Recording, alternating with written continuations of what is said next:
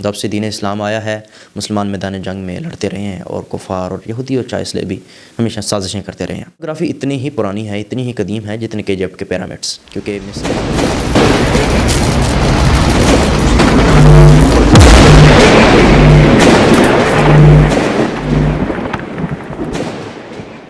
بسم اللہ الرحمن الرحیم۔ السلام علیکم، میں ہوں محمد سعید گل اور آپ دیکھ رہے ہیں دا ٹائم سکرول۔ کہتے ہیں ایک وقت تھا جب میدان جنگ میں مسلمانوں کا ڈنکا بجا کرتا تھا، کوئی بھی قوم مسلمانوں سے بھیڑنے سے ڈرتی تھی۔ جب سے دین اسلام آیا ہے مسلمان میدان جنگ میں لڑتے رہے ہیں اور کفار اور یہودی اور چائے بھی ہمیشہ سازشیں کرتے رہے ہیں، لیکن کوئی بھی سازش مسلمانوں کو کبھی گھٹنے ٹیکنے پر مجبور نہ کر سکی۔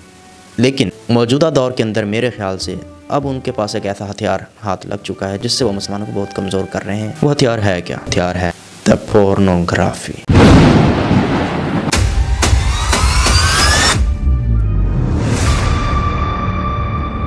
پورنوگرافی ہے کیا؟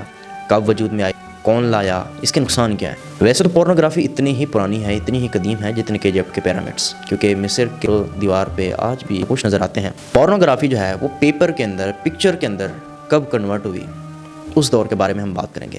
پورنوگرافی جو وجود میں آئی وہ آئی صلاح الدین ایوبی کے دور میں۔ ہوا کچھ یوں کہ جب صلیبی مسلمانوں کے ساتھ جنگ کر کے اگ گیا اور بار بار شکست کا سامنا کرنا پڑا اس کو، جب مسلمانوں کی 1.5 لاکھ کی فوج صلیبیوں کی 15 لاکھ فوج کو دریائے اوقیانوس کے کنارے پہ ڈھیر کر دیتی ہے، صلیبی جو ہیں وہ بہت زیادہ تنگ آ جاتے ہیں۔ اس کے بعد صلیبی جو ہیں مسلمانوں کی ہار سے تنگ آ کر وہ ایک میٹنگ بلاتے ہیں جس میں بڑے بڑے نامور صلیبیوں کو بلایا جاتا ہے۔ اس میں ایک ہرمین نام کا انٹیلیجنس آفیسر بھی موجود ہوتا ہے۔ کہتے ہیں صلیبیوں کی تاریخ میں مسلمانوں کو سب سے زیادہ نقصان پہنچانے والا شخص یہی ہے۔ وہ سب آپس میں مشاورت کر رہے تھے کہ ہم کہاں پیچھے رہ گئے، ہماری فوج زیادہ، ہمارے ہتھیار ایڈوانس، لیکن اس کے بعد بھی مسلمان آتے ہیں، لڑتے ہیں اور سب کچھ ختم کر کے چلے جاتے ہیں۔ صلیبی بادشاہوں کی گفتگو سننے کے بعد وہ ہرمین انٹیلیجنس آفیسر جو بیٹھا ہوتا ہے وہ بیچ میں بولتا ہے اور وہ کہتا ہے کہ میں نے دونوں فوجوں کا موازنہ کیا ہے۔ ہم جنگ کے بعد واپس آ کے رنگ رلیوں میں مصروف ہو جاتے ہیں، عیاشیوں میں مصروف ہو جاتے ہیں، بلکہ مسلمان ساری رات اللہ تعالیٰ کی عبادت کرتے ہیں، اللہ سے مدد طلب کرتے ہیں اور سو جاتے ہیں، اور جب وہ صبح اٹھتے ہیں تو حشاش بشاش ہوتے ہیں، شاک و چبند ہوتے ہیں اور آ کے لڑتے ہیں، اور ہم جو رات کی تھکن سے چور ہوتے ہیں اور ہمارا میدان جنگ میں کوئی اثر و رسوخ باقی نہیں رہتا۔ میٹنگ تو بلائی ہی اس لیے گئی تھی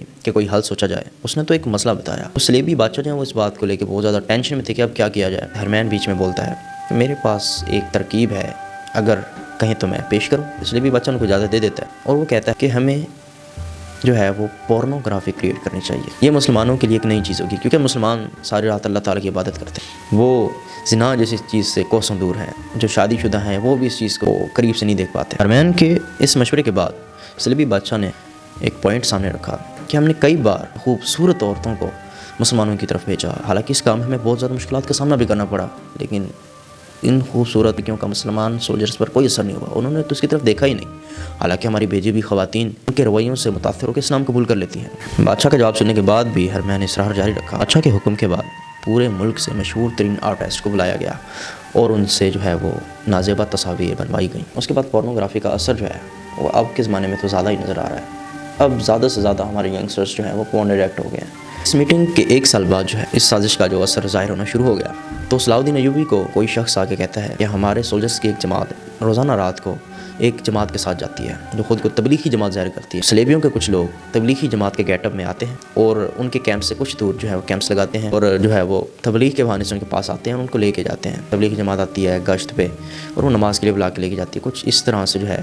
اس کے بعد جب صلاح الدین ایوبی کو یہ بات پتہ چلتی ہے تو وہ اس بات کو سنجیدگی سے نہیں لیتے۔ تو صلاح الدین ایوبی کے بارے میں کہا جاتا ہے کہ وہ اپنی آواز اور اپنا بھیس بدلنے میں بہت زیادہ ماہر تھے، تو وہ ایک دن بھیس بدل کر اپنی جماعت کا پیچھا کرنا شروع کر دیتے ہیں، اور وہ جب جا کے دیکھتے ہیں ایک کیمپ ہوتا ہے، کیمپ کے اندر نازیبہ تصاویر نصب ہوتی ہیں۔ جو مسلمان سولجرز ہوتے ہیں ان کے لیے کہ یہ نئی انوینشن ہوتی ہے، وہ سب دیکھ کے حیران ہو جاتے ہیں۔ صلیبیوں کی جو ہے وہ اس سازش کے بعد مسلمانوں کو بہت زیادہ نقصان ہوا اور آج بھی ہو رہا ہے۔ میں یہ آپ کو ایک اسکرین شاٹ شیئر کر رہا ہوں، ذرا یہ دیکھیے۔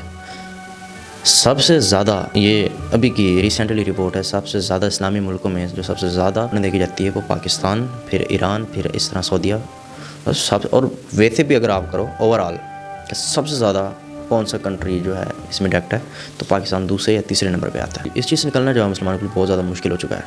اب کس طرح سے نکلا جائے، اس کے لیے کیا کیا جائے۔ ابھی ریسنٹلی میں فیس بک پہ ایک ویڈیو دیکھ رہا تھا جس میں ایک ٹیچر جو ہے وہ ہوم ٹیوشن پڑھاتے ہیں، تو ایک بچی آئی ان کے پاس اور ان کی بک پہ جو ہے ایک سبق ہے جس کا سبق کا نام تھا سویا ہوا محل، اور اس سبق میں جو ہے وہ ایک بادشاہ کو، ایک پرنس کو دکھایا جاتا ہے جو ایک پرنسس کو لپ کس کر رہا ہوتا ہے، کہ مینس کہ 3 کلاس کی بک ہے، اور 3 کلاس کی بک کے اندر یہ والی انوینشن دی جا رہی ہے۔ ہم اپنے بچوں کو کیا سکھا رہے ہیں؟ اب بچوں کو شروع سے ہی ہم جو ہے اس طرف مائل کر رہے ہیں۔ میرا ایک پرسنل سجیشن ہے، فرسٹ ایئر سیکنڈ ایئر کے اندر مسٹر چپس کا جو سبجیکٹ ہے اس کو ختم کر کے جو وہ ہمارے نبی پاک صلی اللہ علیہ وسلم کی سیرت کا جو ہے وہ چیپٹر پڑھانا چاہیے۔ باقی مسلمانوں کے لیے ہم دعا کر سکتے ہیں، اس وقت ویسے بھی بڑا مشکل مرحلہ آیا ہوا ہے مسلمانوں کے لیے، انشاءاللہ دعاؤں میں یاد رکھیں گے۔ اللہ حافظ۔